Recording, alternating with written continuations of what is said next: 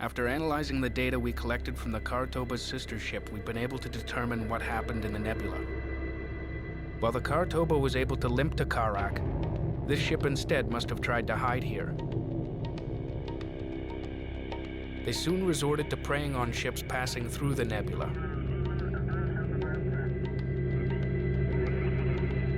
In time, the nebula became off-limits to all shipping. They developed hyperspace inhibitor technology to trap prey from far away without leaving the safety of the nebula.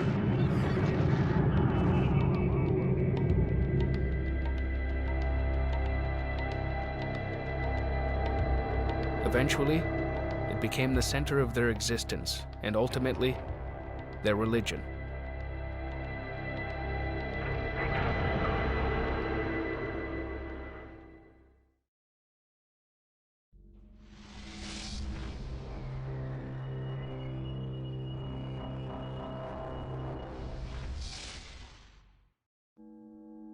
Anomaly detected.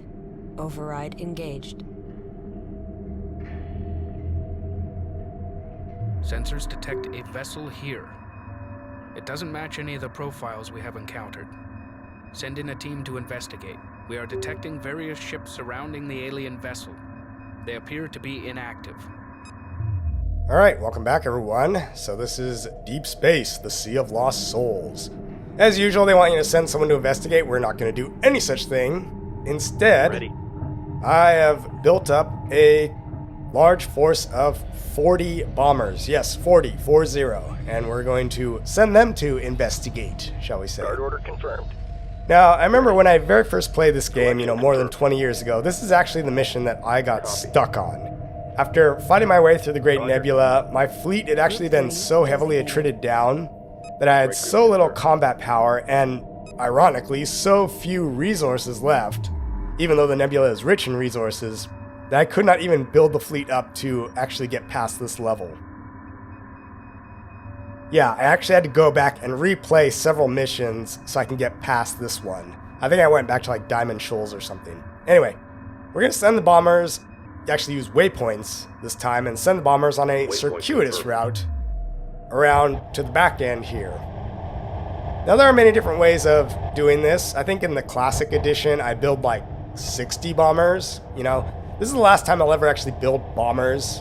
They're relatively cheap, and I don't really care if they get massacred, which they will. But yeah, I'm just going to use them as an expendable asset. Yeah, it's interesting they form two different spheres though, not one giant sphere. I will say that this mission has my favorite skybox, or space box, or whatever. It's this huge dust bank, and you can see like these fingers of like light peering through from the galactic core. I just think it's really pretty and really kind of ethereal and stuff, and that's one of the things I just love about this game is the atmosphere, the vibe, right? Arguably, I play Homeworld more for the story and the vibe than I do for anything else. So, because I'm not really that interested in real-time strategy games, but anyway. We're going to build another destroyer here. Now, if you send any larger vessel, like a frigate or larger, to investigate that contact, you will be in for a rude awakening because it will promptly seize control of that vessel and begin using it against you. Hence why it's kind of this oddball mission, what's supposed to be a breather mission, but you need to, go back to using Strikecraft because you can't use anything more significant because it'll be literally taken from you. Anyway, here we go. Strike group under enemy attack. Group 3 reports enemy contact. Supporting friendly units. Engage capital ship. Alright, we're specifically aiming for that big ship right there in the middle. Attention. Those ships are operational. We believe the control center is the alien vessel. It should be neutralized. Alright, note there are a bunch of Titan vessels. There's even a missile destroyer down there, and that's going to do a real number on your bombers. And this is why I sent the bombers around the back, because our weapons are having minimal effect on the alien vessel, but each strike causes a tiny fluctuation in the control field. Direct all fire at the alien ship in an attempt to disable the field. it takes time for the missile destroyer to reorient itself, and it's kind of further away. Alien vessel neutralized. While the field was up, they were able to analyze the alien control system. We now have control of the foreign vessels. Send a salvage team to further investigate the alien ship. New research available. New capital ship. After seizing the missile destroyer, construction reports we can now build a similar vessel. Alright, so, yeah, that's basically why I built a whole bunch of bombers and just sent them on a suicidal run against that. And that's really all you need to do. There are many different strategies for defeating that ghost ship, as it's called. You know, everything from trying to distract the other defending ships with, you know, interceptors or scouts or whatever, to having the bombers go in and, you know, so I just kind of brute force the method and just build a whole bunch of bombers and just send them there. The reason why I went, you know, kind of through the back door, as it were, is because the destroyer is oriented beneath that ship. So it needs to, you know, point itself in the direction of the bombers. So kind of come up on a flank and hit them there. Luckily, once we've disabled it, we gain control of all the ships, including the missile destroyer. You can see there are multiple Titan assault frigates there. There are 2 Kadeshi multi-beam frigates. Standing by. And I think one of them is also a Tyrannic Raider ion beam frigate, yep. Which tells you that at some point in time, these other people, the races, have come across this ship and lost vessels to its control. Let's get a good look at this sucker. Not much is really known about the ghost ship, but its ability to control other ships actually echoes Greek mythology. That is, like the sirens, for example, in the Odyssey, which tempt sailors with their, you know, mystical song.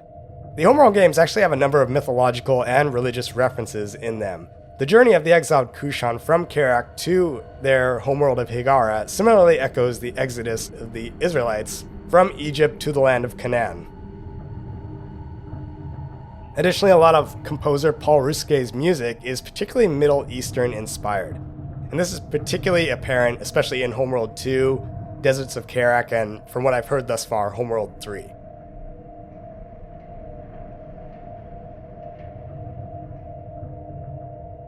Alright, so they're doing their salvage thing. I don't know if I want to go aboard a ghost ship like that. It seems kind of spooky to me. We all know what happens with ghost ships. Alright. Copy. And back they come.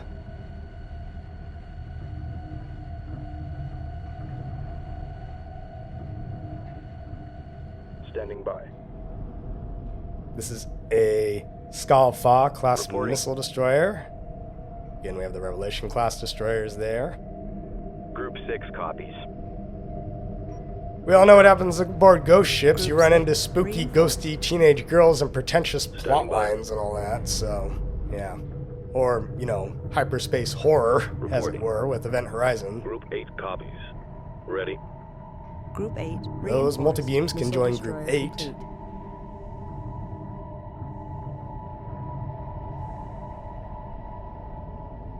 Standing by. En route. Group 5 copies. Confirmed. You, sir, Group can be 5 part of Group 5 reinforced. now.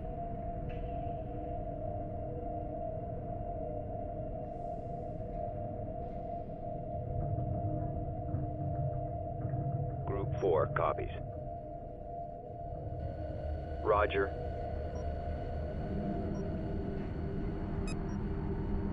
This is the first mission where you come across Group 4 missile destroyers. designated. They will form the backbone Confirmed. of your anti-strike craft Standing by. power.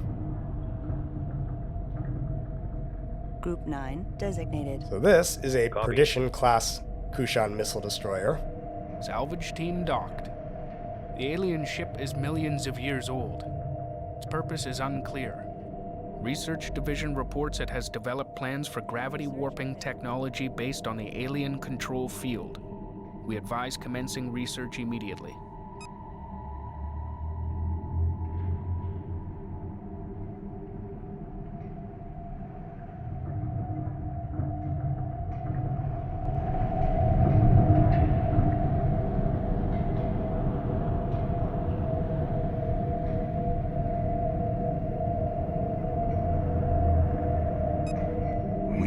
known of this ship, but could never approach it.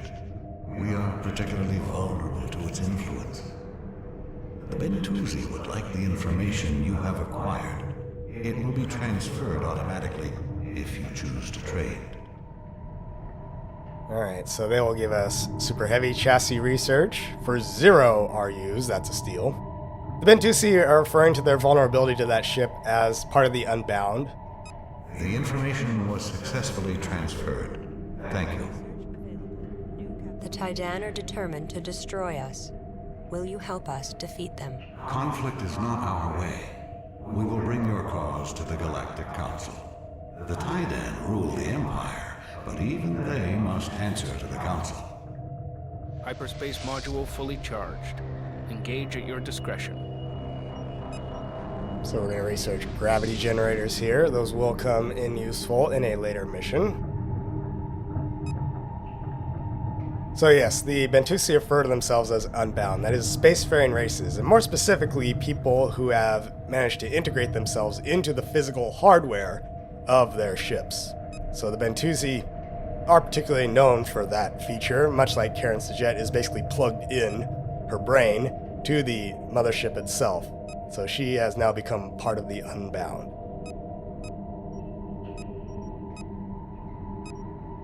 Group 3 copies.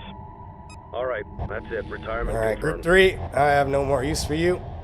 I might as well get back some money while I'm at it. You do not get back the full amount when you retire vessels. So the cost to build it versus the cost to retire it, you get back slightly less than what the vessel is worth when you retire it.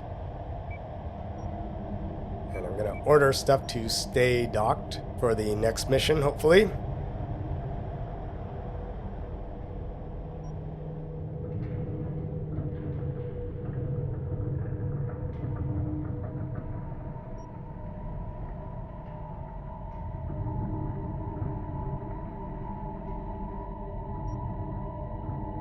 Alright, let's take another look at the Perdition-class missile destroyer.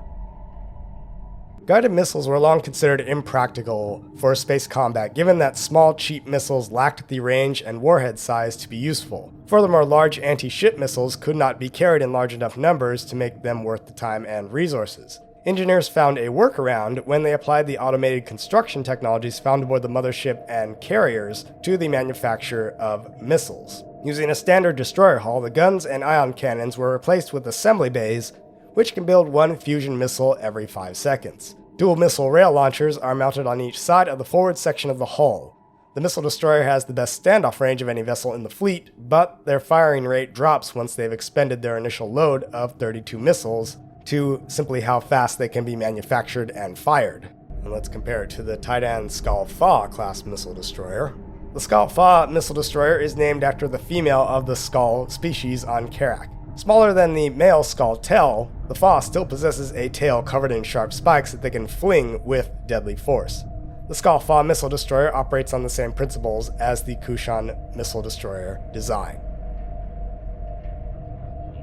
Two exact same types of vessels, just different design. There's almost a one-to-one vessel between the Taidan and the Kushan, because in the classic version you could either choose to play as the Kushan or the Taidan. Largely, the difference is mostly cosmetic. Defensive perimeter Anyway, set. let's enter the blue window of doom and proceed on to our next disaster.